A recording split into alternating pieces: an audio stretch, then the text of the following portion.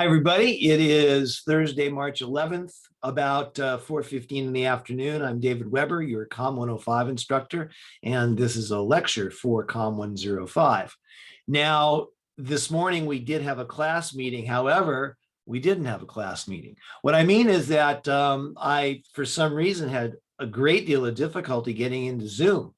By about 9:40, after try, I finally said, this is crazy. I'll just record a lecture and that'll be that. And I sent around an email to all hands, also made a Canvas announcement, wrote a Canvas announcement saying, see you Tuesday, Zoom isn't cooperating. Parenthetically, I gave it one more shot after sending out those emails, and sure enough, it worked. So we had a Kumsitz session for about 15 or 20 minutes. But anyway, this is the lecture that I would have liked to have delivered this morning. Now, as you know, my preference is to have an interactive experience when we have our class meetings. So it's more of a lecture conversation, lecture discussion. Obviously, that's not going to happen now, but I'm hoping I can keep this focused and it'll be on the shorter rather than the longer side. So what I want to do is get to screen share and use the PowerPoint to kind of walk through these points of information. And I'll mount the PowerPoint slide deck on Canvas for you, and also, of course, make this video available for you.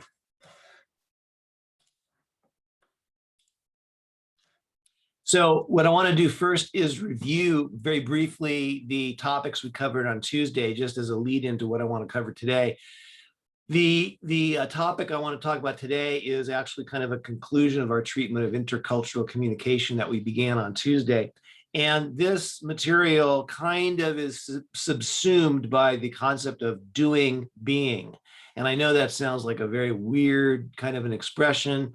It's a real thing, though. It's a communication concept that we borrowed from sociology. And let's talk about that as a review, because we touched on it. We explored it a little bit on Tuesday.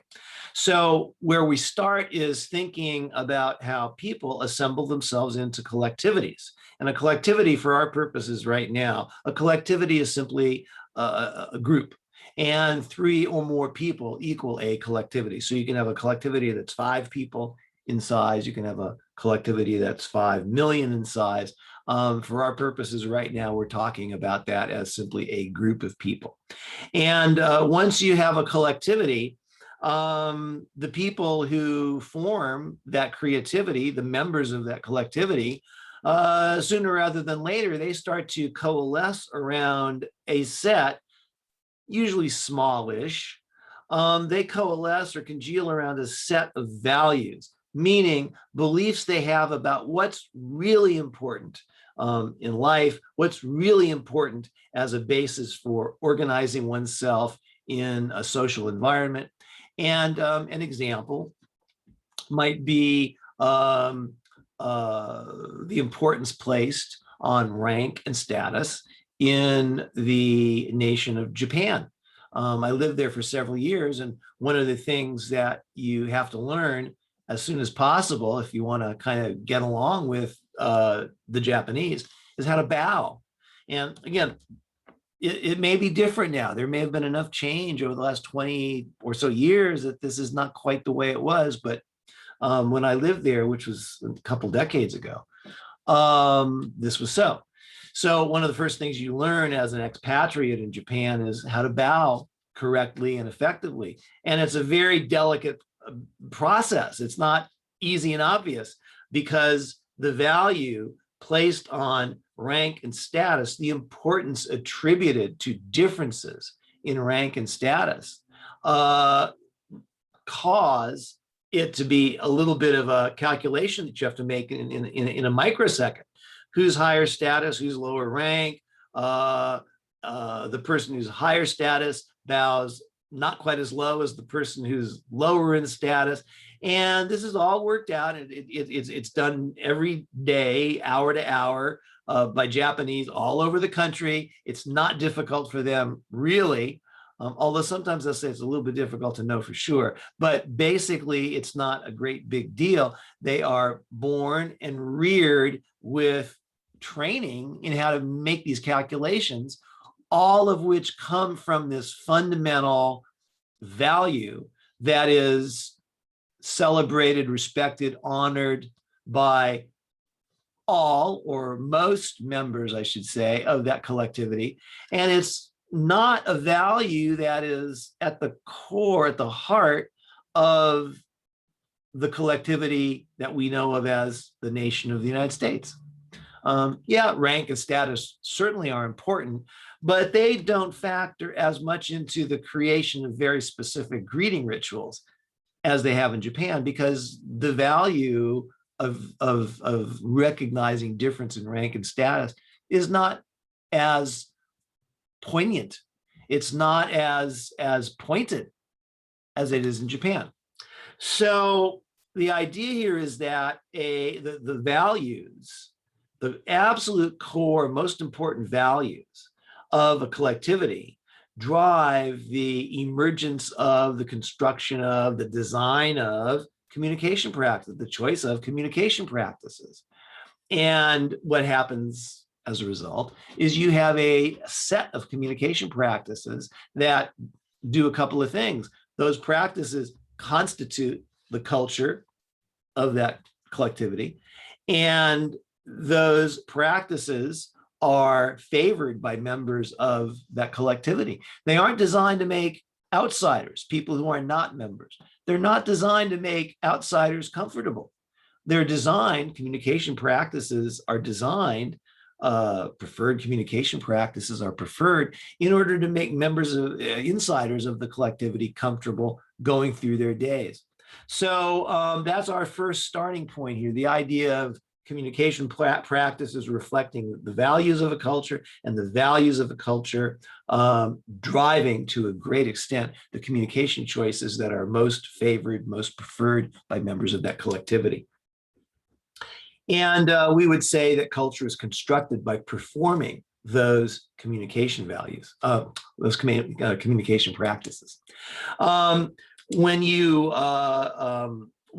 choose communication practices, and in that way perform cultural identity, realize that what you're doing is you are putting front stage, we're using that term from the textbook, a term from Irving Goffman, you are performing on the front stage those communication practices favored by members of the collectivity. When you perform those communication practices, you are constructing and performing cultural identity.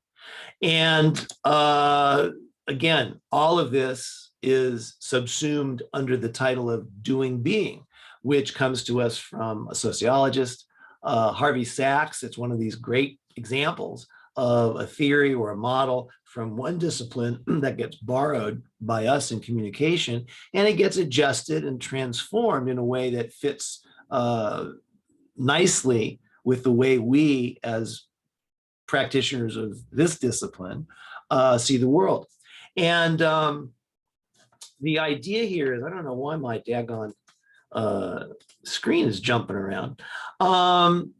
This starts with the idea that when you say you are something, specifically when you are a member of a certain collective, when you are American, US American, when you are French, when you are Catholic, fill in the blank with some identity, some cultural identity that you consider yourself to have been able to construct. When you say that, actually what you're saying is you are doing something. I mean, being is this internal kind of phenomenon, right? But actually you're doing something when you're saying, I am Muslim, I am Canadian, I am a man, I am a professor. When you say those things, what you're really doing is you are engaged in certain communication practices by which you are constructing that that particular identity. And therefore we could say you are doing being a Canadian, a Catholic, a Muslim, a Kenyan, a professor. And think about that too. I mean, just imagine an encounter between a professor and an undergraduate. The professor puts on front stage, he or she foregrounds a set of communication practices that he or she may not foreground off campus at home with his or her kids. But with an undergraduate, there are certain communication practices that that person chooses. And the same is true on the part of the student. An undergraduate performs certain communication practices on the front stage that are the process of him or her being a student. By the way, graduate student has slightly different communication practices. I mean, somehow or other, I'm able to tell who's a grad student and who's not, who's an undergraduate. How's that possible? Well, the two students are performing certain sets of communication practices that are just different enough from one another that it sort of tells me what stage of their education they are at. So the idea also is that we competently do being or we don't. We competently construct ourselves as members of a particular collectivity, or we don't competently construct ourselves as members. And the issue here is if you're an outsider, it's quite difficult to competently construct yourself as an insider.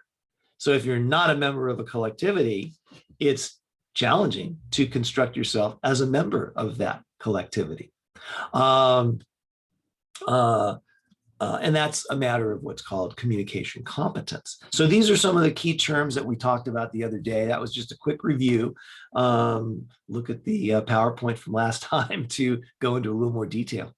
Okay, so let's continue. Now, let's give an example of this that comes to mind from an old movie. So one of my favorite movies is really old, called The Great Escape. It's from a long time ago. So there's the basic premise of the movie is a whole bunch of prisoners of war during World War II. Allied prisoners of war are in a prison camp, a German prisoner of war camp, and they devise a really complex, large-scale escape. And among other things, what they do to prepare for the escape is they, to use our language or our vocabulary, they do what they can to do being someone other than a member of the collectivity called Allied POW in Germany on the loose.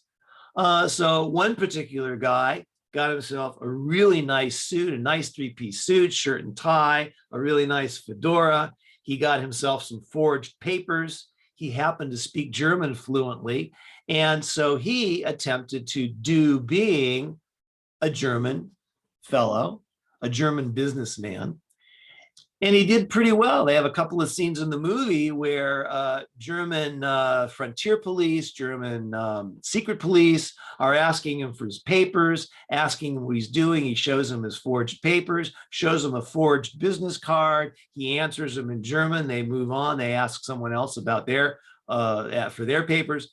And he probably could have got away with being German effectively, except for the fact that at one point another German secret agent recognizes him as an Allied POW. He had met the guy in prison camp under certain circumstances, and he does a double take. It's a great double take, and he says his name under his breath, and he pulls out his gun, and eventually the POW gets shot, and he doesn't make it to the end of the movie alive. That's the way it goes. But anyway, so that guy was pretty competent at being a German businessman, a member of the collectivity called German businessmen, German business professionals. He was pretty competent at it, and maybe would have been able to pass as an insider of that collectivity, except for the fact that, the flatfoot recognized him.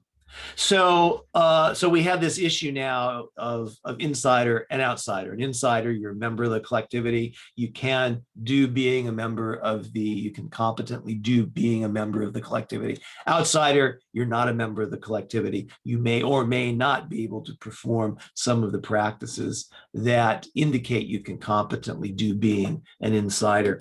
And the idea here is if you're an insider, what happens if you are interfacing with someone who is an outsider?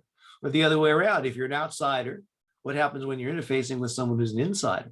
And this is not just an idle question. This is sort of the question of the era to the max, because we are living in a time of, I would imagine we can easily say it's a time of much more interchange and exchange among people who are insiders with respect to one cultural identity and outsiders with respect to other cultural identity. And these insiders and outsiders are interfacing all the time in unimaginable numbers of ways, if we want to go all the way back in history and to a time when there was much less interchange among insiders and outsiders.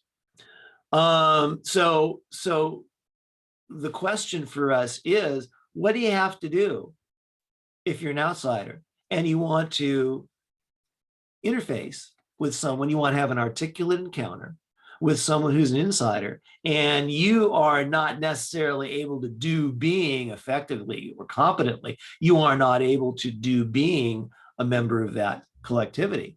What happens? What do you do? Well, there's a couple of things. What you have to do is, number one, consider finding a boundary spanner. A boundary spanner is someone who is an insider, and you're able to pick that person's brain, learn from that person, ask questions, and little by little learn what communication practices must be performed competently, so that at the very least, you can be perceived by insiders as an empathic outsider, someone who everybody knows is not an insider, but is trusted, is regarded warmly, is to that extent respected, and it is understood that this outsider is okay. You have to maybe get some information from a boundary spanner, someone who is an insider who can bridge and connect with you, a bridge maker, bridge builder, key informant. That's a term from the world of research. A key informant is someone who is a member of a group being researched and is able to interface with have articulate encounter with the researcher and kind of inform him or her about, you might want to hold off on doing this. You might want to try this to get along with the people in this group you're researching. Well, okay, fair enough. Now, what happens if you don't have a boundary spanner, there's no bridge builder handy, you don't have a key informant? You sort of have to do your own homework. And that's where we come into this idea of a cosmopolitan communicator.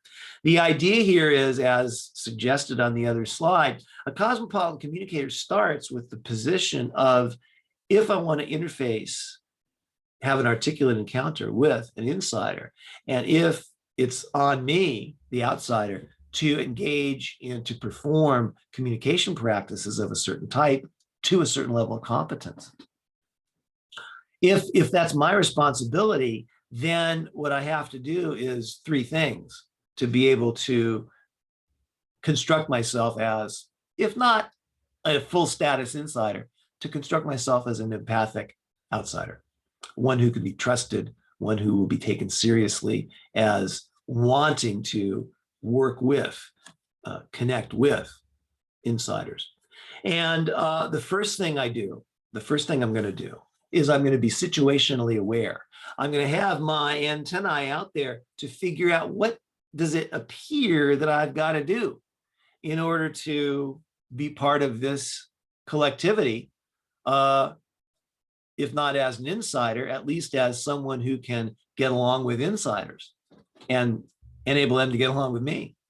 Situational awareness, good example of this is I do some work, as some of you know, I do some work I have done for about 20 years. I do some work with the Marines up at Camp Johnson. And I'm one of a couple of UNCW instructors who go up there, 2, 3 times a year. And not currently because of COVID, we're working on Zoom, but in the real world, we go up there a couple times a year. And we teach instructional techniques. The Marine Corps Instructors Camp Johnson is primarily it's a series of schools where you go if you're a Marine who is going to be specializing in supply, or you're a Marine who's going to be specializing in logistics, or you're a Marine who's going to be specializing in personnel. You go to Camp Johnson, go to school to get training in that specialty area. So we teach the trainers, the Marine Corps instructors, we teach them certain instructional techniques that they don't necessarily get when they learn how to be instructors. So when I started going up there, I knew almost nothing about the Marine Corps. And I sort of just tried to be situationally aware. And one of the things I noticed many things, and one of the things I noticed was that the Marines don't tend to say versus.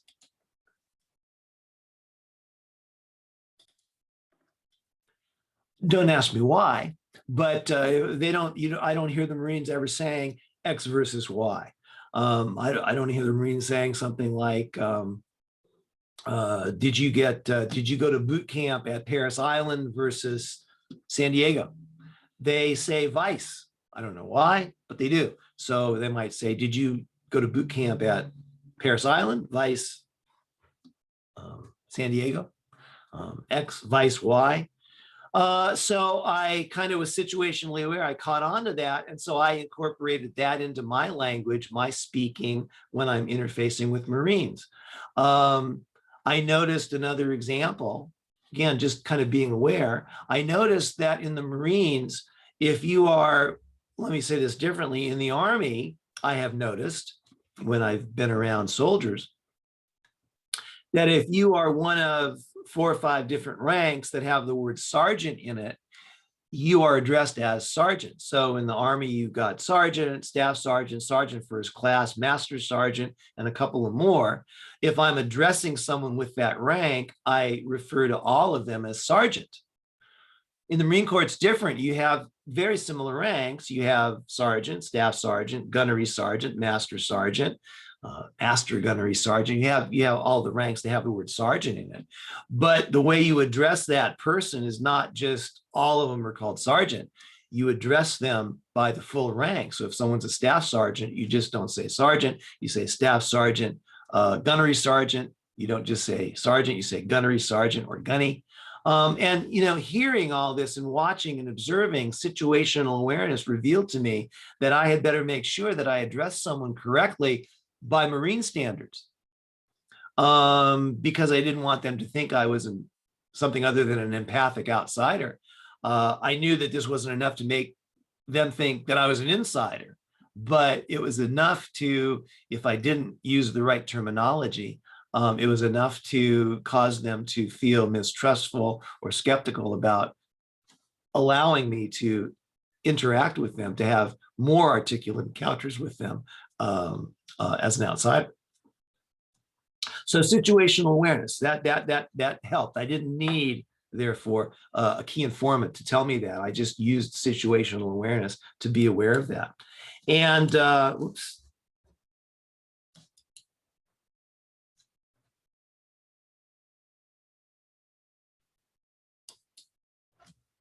Sorry, this is I don't know if I'm messing up the screen sharing here.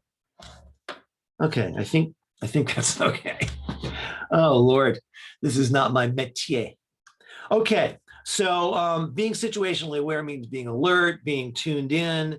You're aware, you've got a lively interest in what's going on around you. Basically, you're getting out of your own head and using your sensory receptors to give you information about the environment within which members of the collectivity are constructing identity. And you're looking around, you're listening, you're paying attention.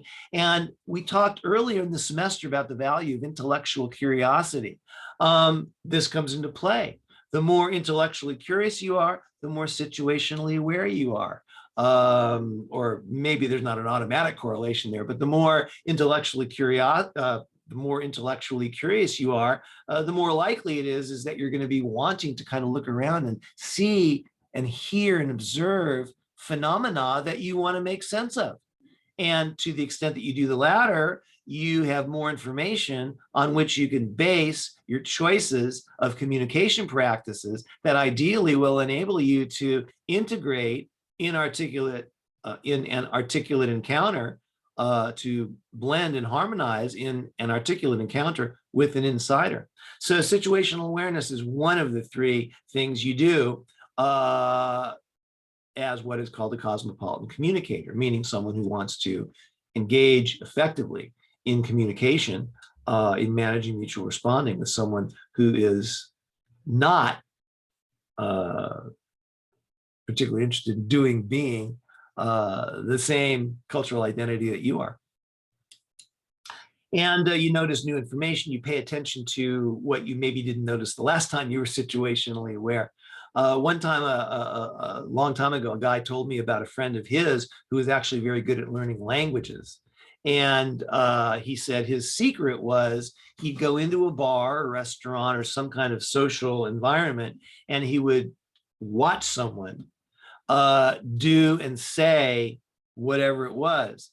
And then he would practice saying it and doing it kind of at his table. Then he would go up to the bar, the bartender, whatever, do and say what he had heard. And if he got the same response from the bartender that the first guy, the observed guy, did, that would tell him that, no, I'm on track here. I don't know if that was true. It was an interesting story, but it does illustrate the point here of being situationally aware and then attempting to perform the practice and seeing where it takes you. And to be effective in being situationally aware, you have to embrace and appreciate and be completely comfortable with ambiguity, because you may have to pay attention for a while to kind of get what's really going on. And some people are not comfortable with that uncertainty, but ambiguity reigns in situations that are new to us. So situationally aware, comfort with ambiguity, those are all part of this basic skill area that you want to get good at if you want to be effective in interfacing with members of cultures that you are not a member of. Second characteristic is called cognitive complexity. Cognitive complexity means simply realizing that there's a lot of different perceptions and a lot of different conclusions to be drawn from perceptions. Human beings are meaning-making machines. We are really good at making meaning, even if the meaning is wrong, even if we're going off into a real internal loop and making some meaning that is just not something that makes sense to anybody else. We're making meaning nonetheless. And we have to realize that when we get to, when it comes to the issue of cultures, cultural identity, collectivities, values, choices of communication practices based on those values, when we get into those very complex areas, we are really talking about observing and experiencing phenomena that may not make sense to us if we decide they don't make sense to us. And we have to instead, if we want to be a cosmopolitan communicator, in other words, if we want to be someone who is more rather than less competent at constructing himself or herself as an insider or an empathic outsider, we have to realize that another piece, in addition to situational awareness, is saying, something I'm noticing may not make sense to me at first, but I'm not going to think it's nuts. I'm not going to think it's crazy. I'm just going to realize that there's more than one way to see and understand and think about things.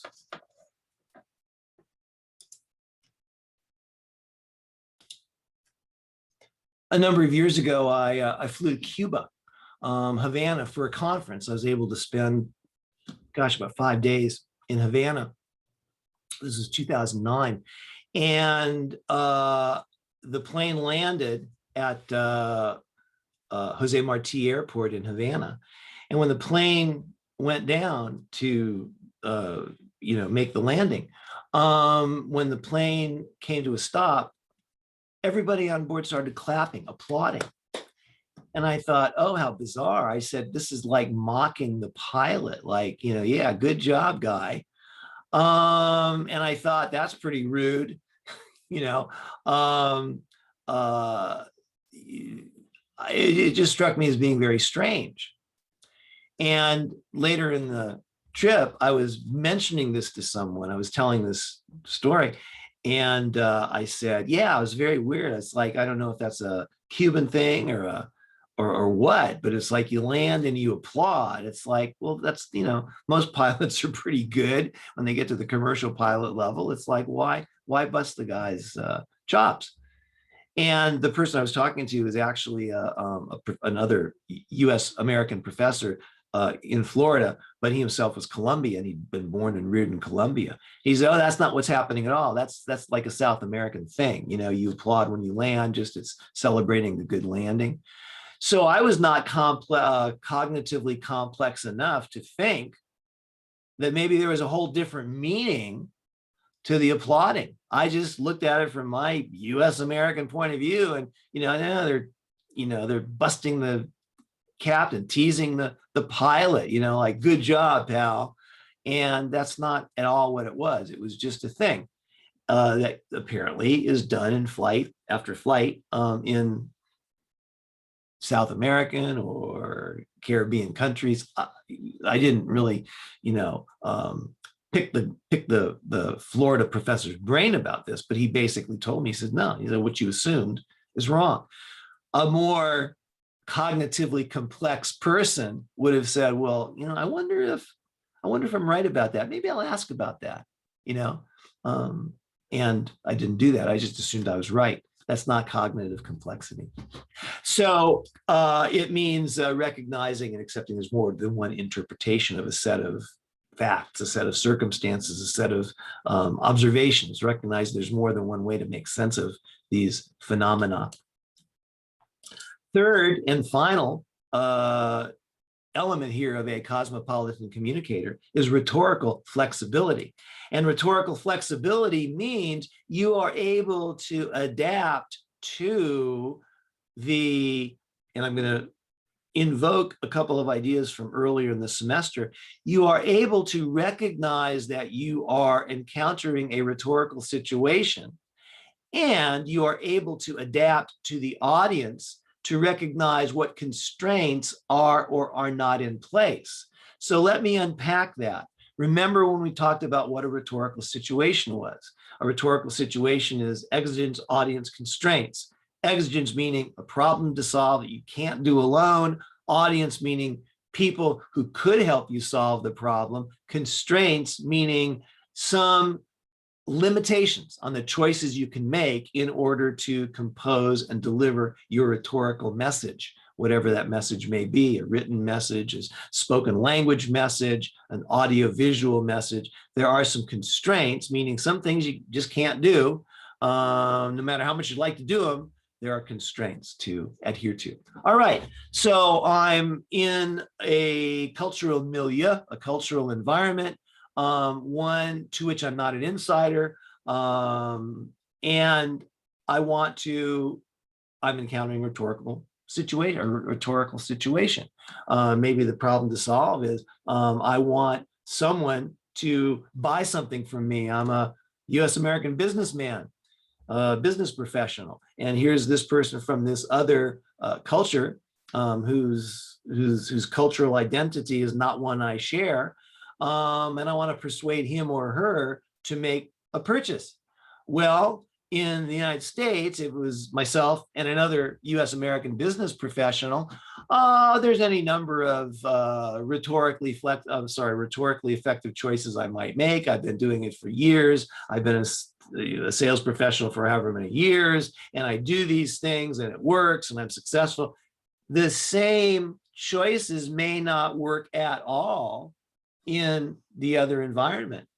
And I have to be, let me say this differently. If I want to be effective, I have to expand my thinking to say, I better pay attention to what rhetorical constraints may be in place here that are not in place in a similar situation in the United States. And I better learn to respect those constraints and put forth my message and engage in rhetorical discourse in a manner that's going to work in this cultural setting.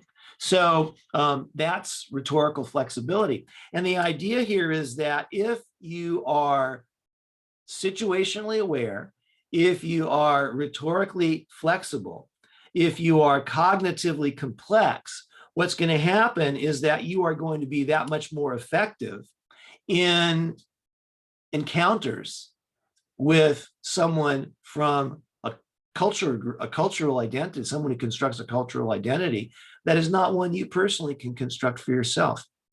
Okay, if you have questions about this, please email me, please contact me. I'm more than happy to go into some detail here. Again, it's a little bit difficult without the conversation, the dialogue, and the interaction, the questions and answers that to get that information to you, but that you may have. But let's use other platforms of communication the next few days if you have questions. So thanks for your attention. Again, Zoom has been so reliable all semester, plus last semester. I don't know what happened this time. So I'll see you guys on Thursday. I'll see you guys on Tuesday, 5 days from now. Take care of yourselves and have a good weekend. Stay safe, stay healthy.